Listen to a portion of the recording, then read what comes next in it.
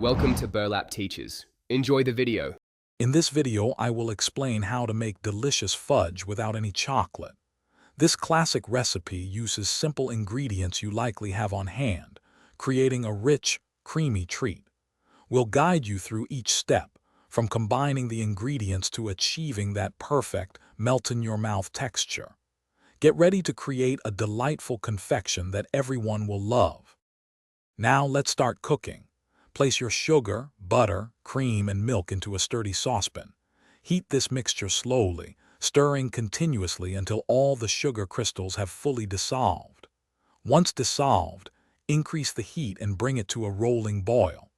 Continue cooking, stirring occasionally, until your candy thermometer reaches precisely 116 degrees Celsius, or 241 degrees Fahrenheit. This temperature is crucial for the fudge's final texture. Once the mixture reaches the target temperature, remove it from the heat. Let it cool undisturbed for a few minutes until it reaches approximately 110 degrees Celsius. Now, add your vanilla extract and that tiny pinch of sea salt. This is where the magic happens. Beat the mixture vigorously with a wooden spoon. You'll notice it thickening and losing its glossy appearance, becoming wonderfully creamy and opaque.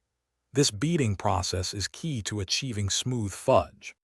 With your fudge now perfectly beaten, quickly pour it into the prepared 8-inch square pan. Use a spatula to spread it evenly into all the corners, creating a smooth top. Now comes the hardest part: patience. Let the fudge set completely at room temperature for at least 2 to 3 hours or until it is firm.